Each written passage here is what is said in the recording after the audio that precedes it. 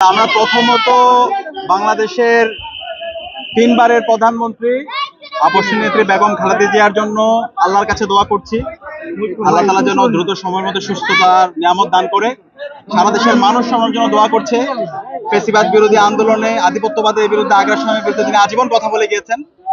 আজকে তিনি হাসপাতালে পেতে কাতরাচ্ছেন। আমরা দোয়া করছি আল্লাহ তাআলা যেন দ্রুত সুস্থতার নিয়ামত দান করে। একই সাথে আমাদের এই জুলাই যে বিপ্লব হয়েছে, সেই বিপ্লব পরবর্তী আমাদের ৩টা দাবি ছিল। একটি হচ্ছে ফ্যাসিবাদী ব্যবস্থা বিলোপ, ম্যাক্স দেশের সবচেয়ে শক্তিশালী 52.5 এন গ্রেডের পিসিসি সিমেন্ট, নতুন রাজনৈতিক সংস্কৃতি বিনির্মাণ করা, গণহত্যার বিচার সংগঠিত করা এবং একই সাথে একটি ফ্রি ফেয়ার ক্রেডিবল ইলেকশন আয়োজন করা। তো ইতিমধ্যে নির্বাচনের জন্য প্রস্তুতি শুরু হয়েছে।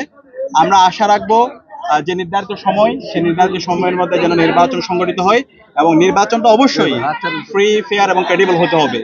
গত 3 মেয়াদে যে নির্বাচনগুলো হয়েছে, প্রত্যেকটা নির্বাচন বিতর্কিত নির্বাচন। যে তরুণ প্রজন্ম আছে 18 থেকে 35 বছর বয়সী, তারা ভোট দিতে পারেনি।